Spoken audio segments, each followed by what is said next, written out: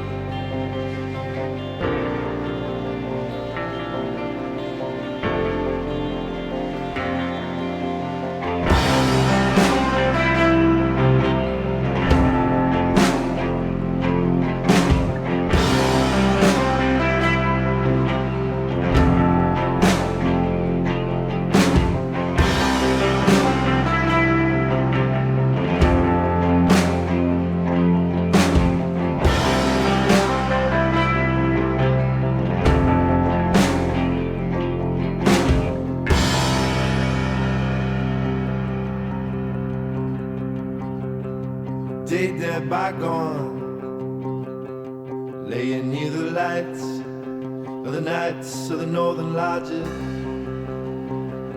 There's a border road, no one slip slides or stopping, and the neighborly sleeping in a coffin with enough keef you can really bore someone.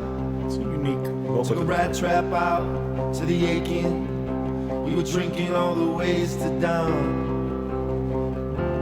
The door is wide open.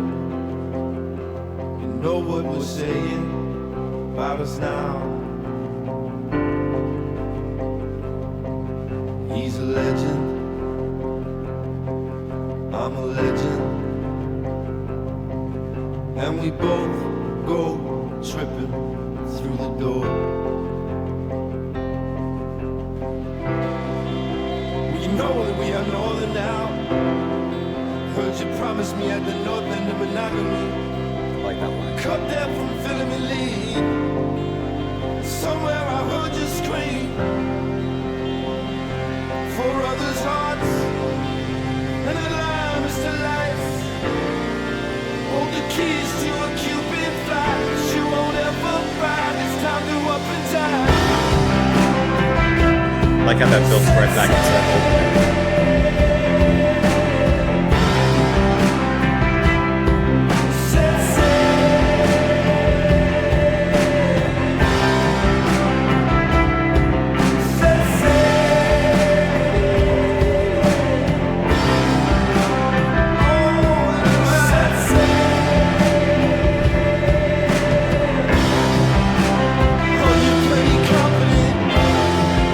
So why aren't you confident?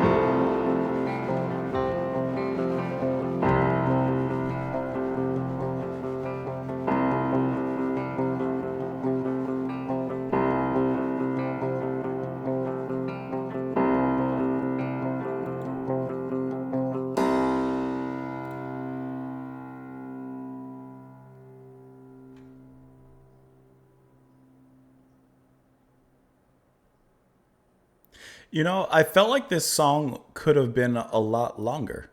Is actually where it leaves me. It really feels like it needed more time to like reach a certain point. And yet at the same time, I think that it is a complete song on its own. It has the climax, it has the build up, it has the verse and everything like that. I just felt like, I don't know, I wanted maybe make the audience and leave the audience wanting a little bit more from it. And it did. I felt like that could have gone on for genuinely 10 minutes with the atmosphere, the way that it built up, the little climaxes in there. I thought that that was a really nice atmosphere. And I mean, you know, Volcano Choir is the name of the band. I'm looking at the album cover here, and it's just a big wave that's kind of overtaking the horizon there with dark, stormy waters. And there's a little bit of light ahead in the distance. And I think that that's actually a perfect visual for what the music is here. Because to me, there's something very icy, kind of folky about the general scene of it, and from the singing as well. But then there's those moments, of course, where we're introduced to near the beginning of the track where it comes up. You have that guitar line, and that's really, really like a cool, quick melody that rises up and then falls back down. So kind of perfectly acting like those waves that we see visualized there and pictured in the album cover. So I think that that works really well in actually taking the music, taking the album cover and bringing it together into a way that makes sense. You know, the actual work of art makes sense with the music. It has those big ups and downs, and you can imagine the waves crashing against whatever object is in front of those waves. And I think the music did a really good job of that, because in the lulls of that, it was very relaxing. What I also thought was kind of nice was the singing from, let's see, Volcano Choir. Doesn't tell me who's doing what. It just tells me the people involved. John Mueller, Chris Rosenau, Matthew Skemp, Daniel Spack, Justin Vernon, Thomas Winsek, and then additional personnel involved as well. Justin Vernon, his name looks familiar. American singer, songwriter, best known as primary songwriter, Bon Iver. Okay, so that's where he's from. I knew his name looked familiar. And John Mueller, American percussionist, composer, active in experimental and rock disciplines there. He studied with Hal Russell. I thought that said John Hassel. I didn't read that correctly. And he's worked with many, many others as well. I'm just looking for some of his collaborations when it comes to his music, so I have a little bit of a context for him. Where's Chatham? Okay, where's Chatham? I gotcha. What else? I'm looking for anyone else that stands out on a quick look. I don't see anyone else that, at least for myself, is familiar. But there very, very well may be others. But regardless, so now that I know that Bon Iver is here, like, I haven't listened to really much. I can't think of anything I've listened to, but I know I've heard them. And this does have that kind of icy indie folk kind of sound that I would expect. But what I was getting to is I like the vocal delivery. The singing is fine, but it's the actual delivery of that that I think is kind of interesting. There's a little bit of a more unique kind of way of telling those particular words and how those words come out in this track. Just the way that he sings. Let me see. Face to down. Almost. Doors wide open. You know what we're saying about us now. He's a legend. I'm a legend. I think it was maybe before this. And we both go tripping through the door. It wasn't this part. I think it was before. I think I went too far.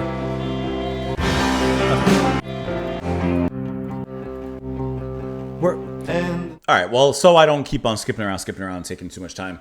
But it almost takes a different approach to his vocal style. And it's cool because it's rhythmic and flowing with the music, but it's also slightly off so that it stands out a little bit more. And I just think that that was a really neat approach that was taken there.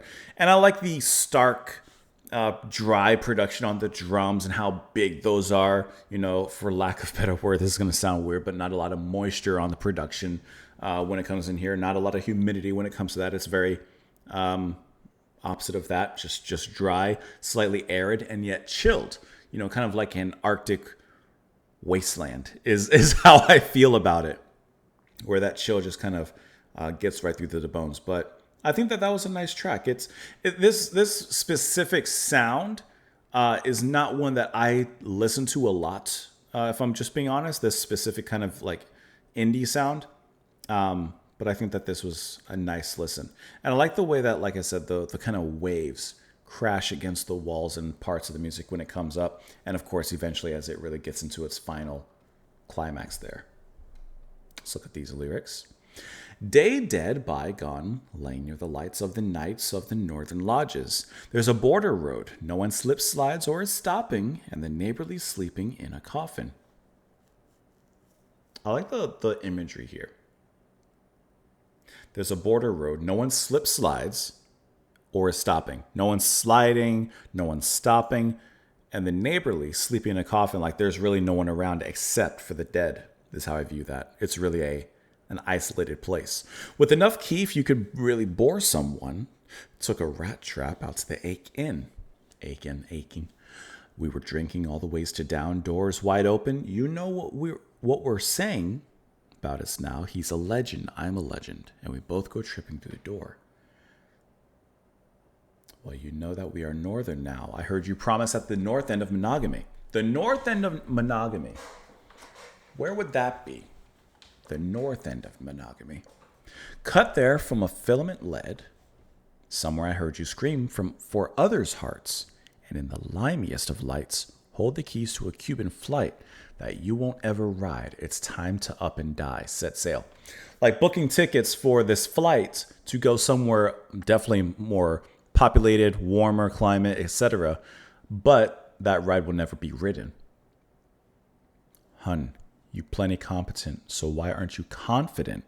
It's softening to be softening. Then why are you so constant then? Are we going on a coat ride? Well, we're off and definitely stumbling, tossing off your compliments. Wow, sexing all your parliaments. I view are we going on a coat ride? Like, are we going on a ride out into the cold where we're going to need our coats? Are we having a conversation, or are we having some sort of interaction in which we're going to be perhaps cold to each other, so we're going to need to don our coats, symbolically? And it seems here like this is in the outro where the conflict between the two is kind of coming to a head. Everything else has been kind of hinted at, kind of beating around the bush, but it seems here now we're becoming more direct, because now he says, hun, you, like, of course, using a term of endearment, hun. And then come the blows and such after that. Let me click on it a little bit. Volcano choir's brains and vocalist Justin Burnett says seen as a remote lodge near Wisconsin and Minnesota. Yeah, I got that. Kind of isolated, kind of out there. And you plenty questions her insecurities and flaws. She's smart and talented enough. Why doesn't she believe in herself? You get the impression that Vernon and his girl are drunk at a party and she's being a little too flirtatious with other guys. Makes sense given the previous line about monogamy. Parliaments are a brand of cigarettes particularly popular among the indie scene. Sexing a cigarette is an interesting way of putting it. In the context of the previous lines, you can assume she's smoking it in a seductive way that Vernon feels uncomfortable with. Okay. I could kind of see that. It's not where my mind was going. I'll tell you, slightly related, but not exactly related. I just finished another book called This Thing Between Us. It's a horror book. I'm not going to spoil it in any capacity, but in the middle of the book, a character does go to an isolated place in Colorado. It's a good book though. I enjoyed it. I'd recommend it, depending on your what kind of horror you're interested in. I was trying to pull it up here real quick. Here's the book. This Thing Between Us. I think it just came out last year or so. It's cool. Anyways, let me know what I almost pressed the intro button. Let me know what you guys thought of it, of course, in the comments down below. I appreciate you all watching. Thank you so much for being here. Please come on back by tomorrow, and I will see you all then. Thank you, Craig, once again for the support as well. Bye.